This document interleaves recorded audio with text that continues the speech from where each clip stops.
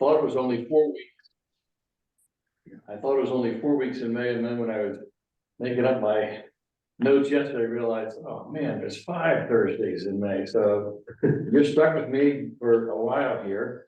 And I chose the overall theme, the theology and practice of forgiveness, because my own journey, both spiritually and relationally, emotionally, has often involved forgiveness. It's not that I ignored it in the 60 years before these last 10 years, but it seems to come around more often and more powerfully to me. So the outline is next slide there. I'm going to just giving an introduction and then talking about forgiveness as a decision. And next week, forgiveness without limits. And Peter asked Jesus, how many times do I have to forgive? And so we'll be looking at that as a scriptural jumping off point. May 16th, 2 weeks from now, doing the work of forgiveness is going to be more kind of the counseling approach to how you know, a model to follow to work through forgiveness. Next slide then. The 4th week, looking at the idea that when you forgive, does that mean that everything goes back the way it was before? And again, coming out of the counseling world, but sadly something that too many of us also know personally, that sometimes there had to be some boundaries, even with forgiveness. And so we're going to look at that, how those concepts fit together without negating each other. And then the last week in this month, May 30th, look at why forgiveness is so good. Looking at it from an individual standpoint, from a community, and by community, I mean both families and churches and nations. And we'll look at some of Desmond Tutu's work in South Africa with the Truth and Reconciliation, and how that was such a brilliant and positive movement, rather than revenge and punishment, things like that. So that's the plan for the 5 weeks of May. And you know, my plan is to present some things and do some leadership, you know, some presentation, but then opening it up, I'm open for questions, comments, examples, things that you agree or don't agree with as well. So let me tell you a little bit about what started me on this journey. And actually, no, it goes back more than 10 years. It was in the early 2000s. Lee and I had moved back here to Wayne from New Jersey. And I was in one of our Sunday morning worship services. And we came to that familiar place where after the pastoral prayer, we all prayed the Lord's Prayer. And I stopped praying the Lord's Prayer when we came to that phrase of forgive us our debts as we forgive our debtors. And I'm not sure if I couldn't or if I wouldn't pray it. And the reason was that when we were in the church in New Jersey, we were living in a manse, and we thought it would be a smart idea to buy a little land up in the Poconos. It was one of the booms up there, and you know, build a little getaway house, and that it would be fun for us to have as a place to get away, and also you know, to build some equity, since living in a manse, you know, had a chance to build equity that way. Well, it was a fun house to have. We enjoyed it so much, whether we go out Fridays and come back Saturday nights or take some vacation time in the summer. Thoroughly enjoyed it. It was not a good real estate investment for us, but that's a whole nother story. But just before we moved back here to Wayne and I transitioned from being a pastor to a therapist, our oldest, our daughter Sarah, started college. And on a pastor's salary of a small mid-sized church that strained our budget. So we started renting our house out on a 12-month lease basis. And the first tenants we had were pretty good. They stayed for 2 years and pretty much kept up with the rents, and when they moved out, we just had to do some repainting, some walls and things like that. And then we got another family in there, and part of our problem was the amount of rent we were charging meant that we were bringing in people that were really just living right on the margin. As long as they didn't have a health issue or a car breakdown, or a kid gets sick and have to mean that one of the parents have to pull out work, they could keep up with the rent. But in the second year, they fell behind, and then they just kind of gave up and said, we're too far behind. So they stopped paying us rent. And so we had to go through the very tedious and difficult process of evicting them, which is hard enough to do. And then when you're 100 miles or so away, even harder that. And I was so angry at this family because they knew how to play the system. They had children, which meant that there were laws protecting, families can't easily be evicted if there's younger children. I think they knew that they were playing the system. So I just had a lot of resentment that had built up in me over the years. And that's what stopped me from being able to pray the Lord's Prayer, because I was carrying that bitterness around. And I decided I either needed to stop praying the Lord's Prayer, or I needed to do some work of forgiveness, so that I was unburdened by that. So that was one of the earliest events that steered me towards this theme of forgiveness. And then since then, I just seem to have been more alert to situations where it needs to happen or has happened or something like that. So I chose as the scripture passage for this morning, the Lord's Prayer,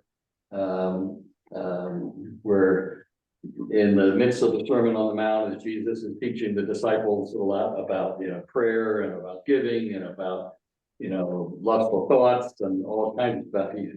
He also instructs them how to pray and praise those, gives them those familiar words. This is the New King James Version, so it reads a little different than you're used to. That's why. But in this manner, therefore, pray, our Father in heaven, hallowed be your name. Your kingdom come, your will be done on earth as it is in heaven. Next slide, that'd be good. Give us this day our daily bread, and forgive us our debts as we forgive our debtors. It's interesting that in my Lutheran church background, they talk about trespass and trespassing.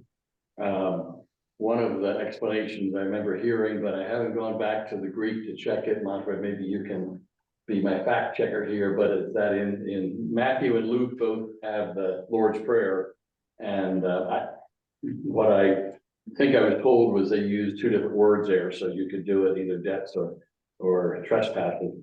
Now, I also heard one explanation as to why Presbyterians use debts and Lutherans use trespasses, because like in the Midwest, the shop owners were more Presbyterians, so they were used to talking about, have I extended credit, who owes me money as debts, whereas most of the people were farmers, and so they were more concerned with where the boundary lines were around their property. So that obviously a church in the Chicago area where I was for a long time, they changed it to, and forgive us our sins as we forgive those who sin against us.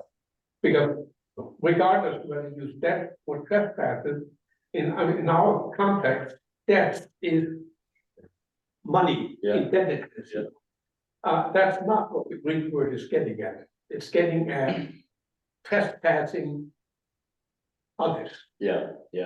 Some kind of offense or something. Right. So that's My wife always said that that's the Scottish influence on it. so forgive us our debts, trespasses, sins, as we forgive those who our debtors trespass against us or sin against us, and do not lead us into temptation, but deliver us from the evil one, for yours is the kingdom and the power and the glory forever. Amen.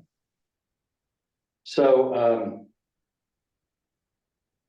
the two themes I had this morning was to introduce, which is what I've already done there, and then to talk about forgiveness is a decision.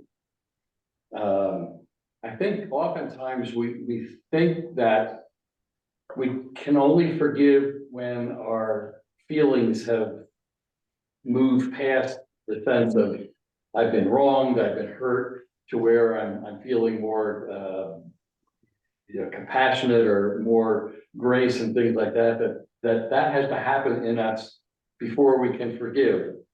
And I think it was Lewis Speeds, who was a professor at Fuller Seminary for many years, that said it's actually the opposite. Forgiveness is a decision we make, and then our feelings start to change. I have appreciated that, because when going back to my former tenants at the house in the Poconos, I still felt very angry.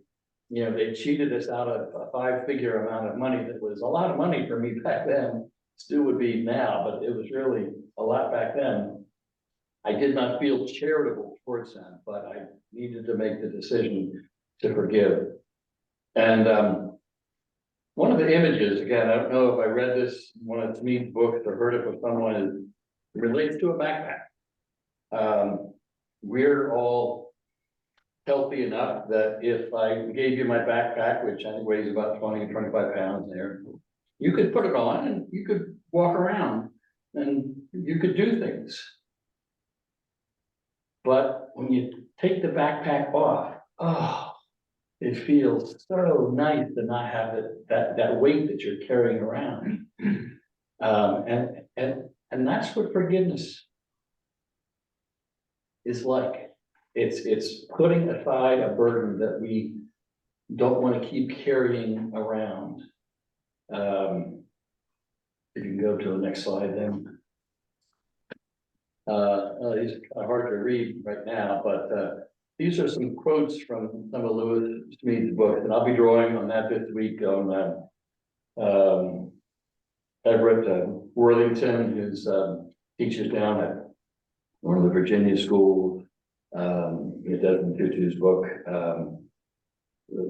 Some of the writers next week of Amish Grace about the Nickel Line school shooting of a while ago. So, but Smeed's one of his quotes that's similar to the backpack story is to forgive is to set a prisoner free, and to discover that the prisoner was you.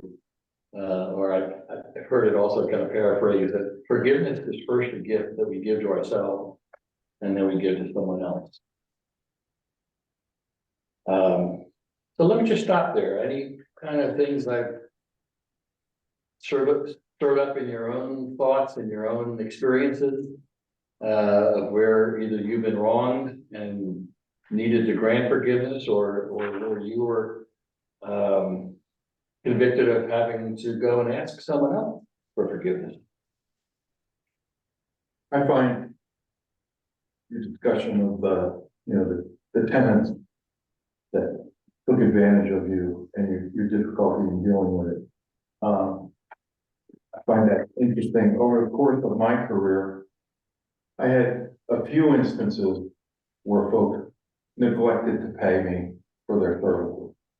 And it took me a while to get to the point where I suppose what I say is that I forgave them, but I haven't forgotten it.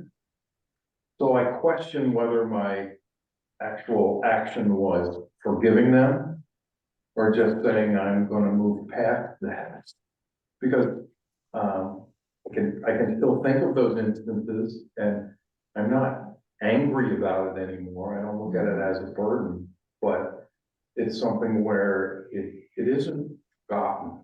and that where this next paragraph is, or next line is going to, is part of it. You change your attitude about, what you think happened to you. And it might be, I mean, there's a couple of those instances where I wasn't paid, where I have a pretty good understanding why I wasn't paid. Some of them I say, all right, they had their reasons. They were in a real financial burden and, you know, they didn't see their way out of it, and not paying me was the easiest. Not just, it was the thing they had, it was a decision they had to make. Others I thought were very unjustified, but I can't say that I've forgotten it. And that's what I think about these days, is that I haven't completely forgotten it, and I don't think it's wrong to not forget it. I don't either.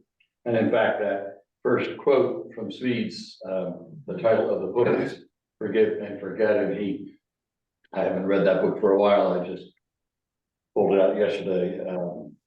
That, you know, there's a number of phrases that we think are either right from the Bible or are supported by the Bible, like, if you forgive, you should forget. That's not true. Another one is, God help those who help themselves, and that's not anywhere in the Bible, but we sometimes hear and think, oh, that sounds like maybe that should be in the Bible, but yeah, you're right. So that next quote there, and I don't know which book that's from, of Lewis Smead, but forgiving does not erase the bitter past. So Dan, can I ask you a question? What prompts you to remember today? Prompts you, what would remember back about those people that didn't pay for your services? And like that you're carrying that memory, that it crops up from time to time. Well, and this may sound, I don't know if it's trite or like giving myself credit, but I look back on my career and I say, over the course of 42 years, I was amazingly fortunate that I didn't have problems with people not paying. And then I just say to myself, well, there were that small handful of people that didn't pay. But was it worth it, trying to create a lot of tension and stress to try and collect it? No, it wasn't worth it. And I'm glad I didn't do it, because I've been fine without that small amount of funds. But it's thinking back on how fortunate I was that I didn't have much of a problem, and knowing that some people have terrible problems collecting. One of the ways, go ahead. I read Lewis Smead's book a bunch of years ago.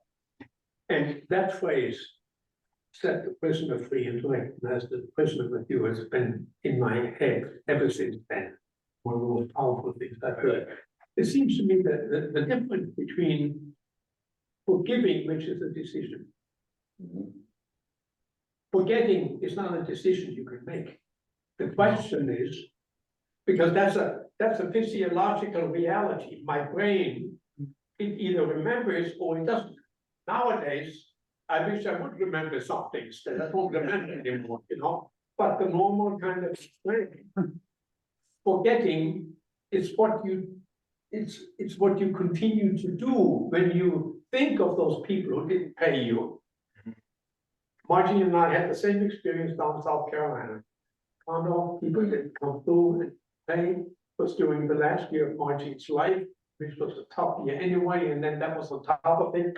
I was so pissed off, angry, at that for a long time. Until I came to the place where I said, Manfred, it's okay. It's okay. You can remember. I remember that episode. Now I can smile. Yeah. Because I was able ultimately to say, this is stupid.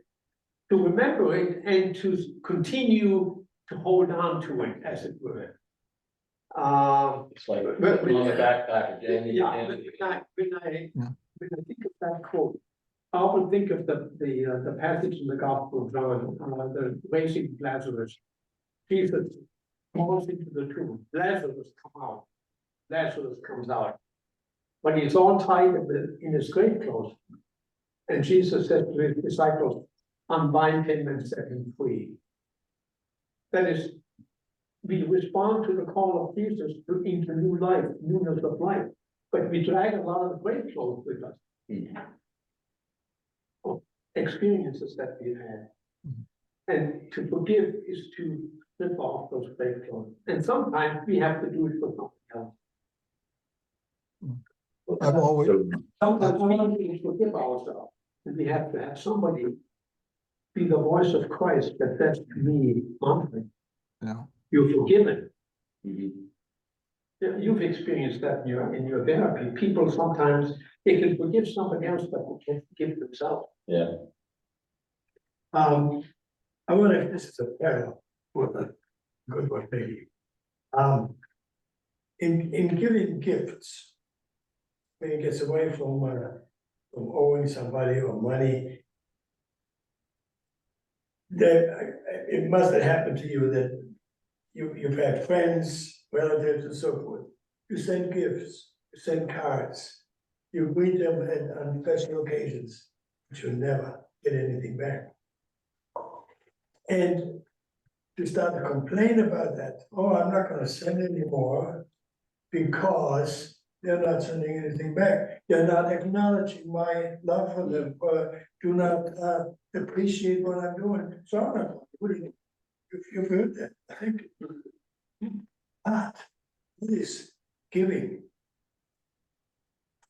You know, I've You're not always, supposed to- okay. you're not supposed to expect anything back when you give. Or have any control over what's done with the gift once you give it. And that's correct. You might see it again, next Christmas, you get it back. Different where they come from. No, I see that as a holding on to the thought that what does that do in the first place to your spirit of giving? You're expecting something back. And this is not a giving thing.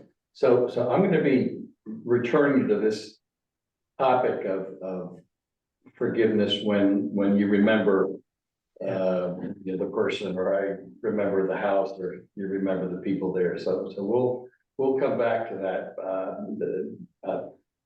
A brief preview that I don't know if I heard it or read it, or maybe I came up with it on my own. Every so often I am amazed at what I can think of, but when I think of letting go of anger or forgiving, how often does that memory come back?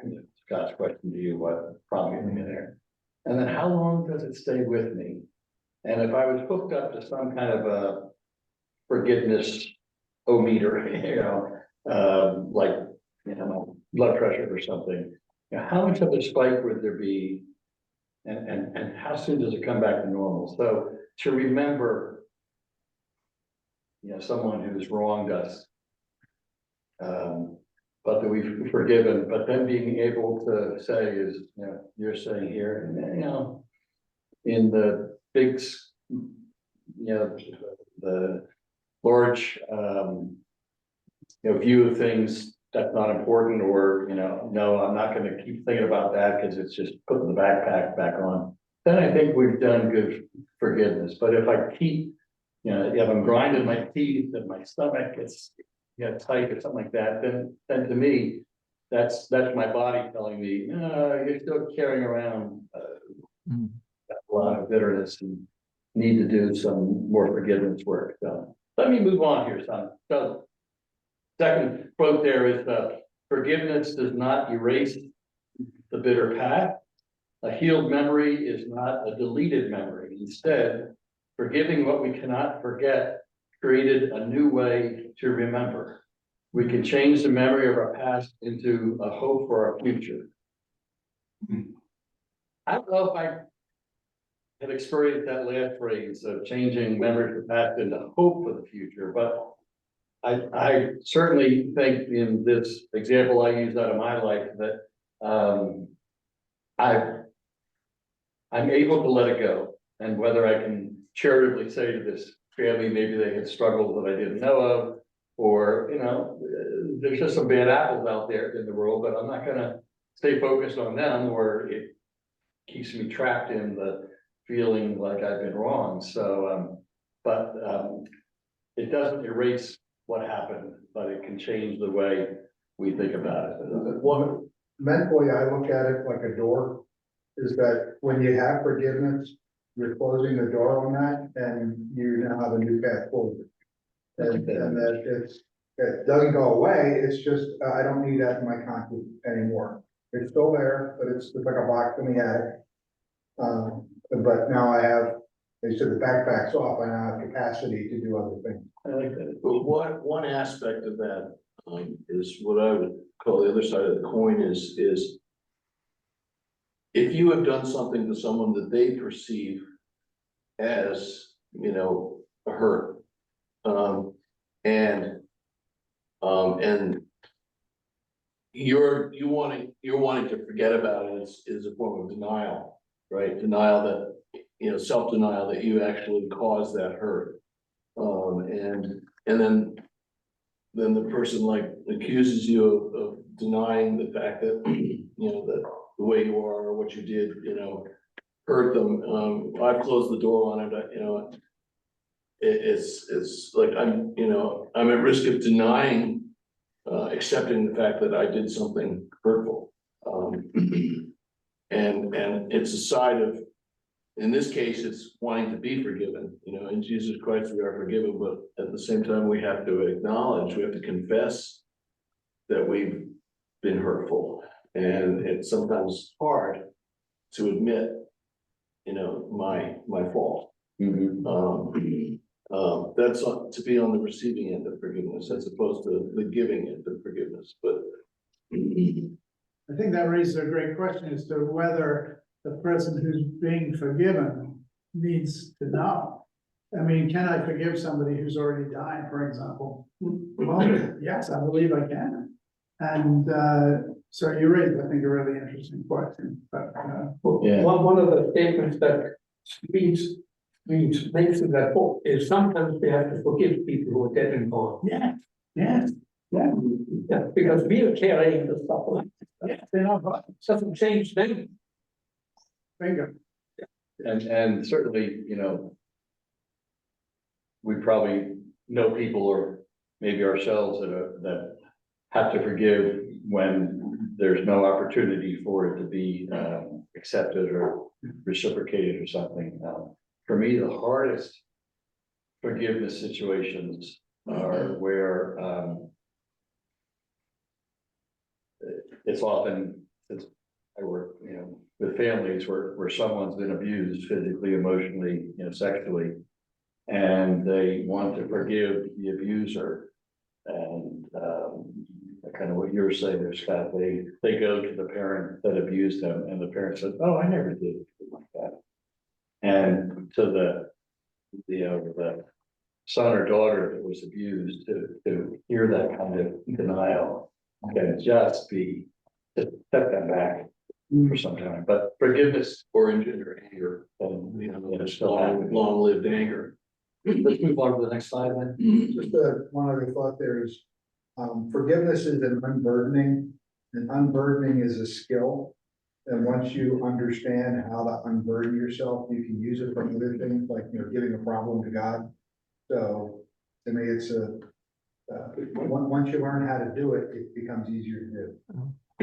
Yeah, I think if you've been hurt or harmed and it becomes a way of how you respond to future, you're guarding yourself. I was hurt this way in the past, and in my dealings with other people, I'm constantly defending myself against that happening again. It's like, That could be one major reason not to forget, because it becomes an example. Yeah. For the next time. Yeah. You say, you deal with it, much easier than. But what I'm hearing you say, Scott, is that we let the hurt that's happened in one relationship or one experience in our life become more magnified, that I'm not gonna ever trust anybody so that I don't get hurt again. Right. And, you know, the only way to be perfectly safe is to put walls up around you and, you know, be totally alone. You'd be safe, you'd be awfully lonely, so. Let me look at some of the. Ted, please tell me what you're thinking about. Ted, please tell me what you're thinking about. Well, please tell me what it was that I was thinking about. Come on. The business of dealing with a hurt brings to mind a training that we got in Stephen ministry. And part of the key elements of Stephen ministry is peer supervision. And we would bring up some of the cases that we were dealing with, people who we were providing the ministry to, a care receiver. And the cases within the bounds of the church, we could sometimes figure out who it was that our fellow Stephen minister was talking about. But we had to go through the discipline of forgetfulness, and that now I've lost my train of thought, but it was a discipline that we had to apply to carefully forget what it is we had heard. And that one of the two examples that were brought up is that God, when we're forgiven for our sins by God, God puts that sin behind him so that we can't see it anymore. And that really is part of the discipline that I'm talking about. We purposely put it behind us, and so that it doesn't rise in our consciousness anymore. The second example was that noticing a child walking down the sidewalk with his father, holding on to his dad's finger, and the naturalness with which the child will relax his grip on his father's finger when the child feels that he's safe. And that's another example for me of how you forget the sins that people have how you have to deal with the sins that people have made against you. And the final thing, of course, is Matthew 18 parable, where Jesus says that a man forgave another man 10,000 talents of gold. And that 10,000 talents of gold is 150,000 lifetimes of wages for the ordinary person. And then the man turns around, and when somebody owes him 100 days of wages, has the man thrown into jail. And that really it says to me what the measurements that God uses in our lives for us to apply forgiveness. I mean, 70 times 7 is a lot, but 150,000 lifetimes of labor is so beyond us for forgiveness that I think that kind of measurement has to come into our calculation. Thanks. Let me move us on to some of the other quotes from Lewis Meads. And this ties in with something, Michael, you said earlier, that nobody sees reality full. We all need others to show us the parts of it that they see better than we do. And so sometimes we might not be aware that we're still holding on to bitterness, but other people notice it in us and can lead us to the point where then we do the work of forgiveness. one of his others that I like, sometimes we think, again, that forgiveness means, everything's gonna be back the way it was. And Smead says it takes one person to forgive, it takes two people to be reunited. So I have also embraced the idea that the goal we often have for forgiveness is that it's a two-way transactional forgiveness of somebody forgiving another person who acknowledges that they need to be forgiven, and then there's a chance to be united again. Matthew 18 starts, if someone has offended you, go to that person and, talk with them or confront them with the goal of regaining that relationship. But there's, Just a question, is it reunited or reconciled? Or is there a difference? well, I think that's what Smead uses, but reconciled, I think, is appropriate also there. They aren't necessarily the same thing, though. Yeah, because to me, it's reconciled as it may be, it's the dish may be broken, but it's been mended. Reunited is the pieces are together, but they're There's not still joined. pieces. Interesting. Well, when we get to heaven, if you can find Smead, you can ask him if he would, but I would agree with that. But I have come to appreciate that forgiveness can be a one-way process. Again, we talked earlier about it. Someone died or someone refuses to acknowledge the hurt that they've made. That doesn't trap the person who's been hurt with a lifetime of that hurt. And if you switch to the next. Is that like saying offering forgiveness doesn't guarantee atonement? Doesn't guarantee atonement. I think, how would I describe, word or in a sentence, what atonement is? Well, is this a good example of what you're talking about? When Pope John Paul was shot by the Serbian, after he recovered from his injury, he went to visit the Serbian in prison and offered him his personal forgiveness, Right. but said, I have forgiven you, but you still have a debt to pay to society for what you did, which is why he continued to be in prison. So he still had to atone for his sin, even though he had been personally forgiven by the person he. Is that kind of what you're? A contemporary example is the Mother Emanuel Church in South Carolina, where the guy went to the Bible study and shot people. People forgave him, but he's in prison for life without parole. Yeah. I think it's interesting to think about whether forgiveness is an offer, which presumably needs some kind of acceptance for a promise, or whether it's a declaration. I forgive you. I declare that. And those two speech acts may be slightly different, an offer versus a declaration. That's a good point. I like that. Distinction there. So this is a longer quote by Smead. This is the last one I have here, but if we say that monsters, meaning people who do terrible evil, are beyond forgiving, we give them a power they should never have. They are given the power to keep their evil. They're given the power to keep their evil alive in the hearts of those who suffer most. We give them power to condemn their victims to live forever with a hurting memory of their painful past. We give the monsters the last word. So he's saying when we refuse to forgive, I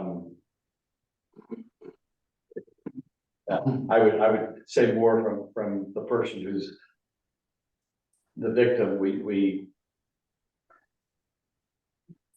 stay in the role of a victim rather than a survivor, a victim rather than a forgiver. We're trapped. Yeah. So, good comments, questions. This is going to come up again. Next week, we're going to look at Matthew 18, and we're going to look at the way that the Amish community and faith practice forgiveness. in ways that continues to blow my mind, but also challenges us to think, what can we learn from that? So, we closed in prayer, and I thought, what I wanted to do rather than leading us in prayer is have us pray together the Lord's Prayer. So, let's pray. Our Father, who art in heaven, hallowed be thy name. Thy kingdom come, thy will be done on earth as it is in heaven. Give us this day our daily bread. And forgive us our debts, as we forgive our debtors. Trespass against. And lead us not into temptation, but deliver us from evil. For thine is the kingdom, and the power, and the glory forever. Forever. Amen. So be it.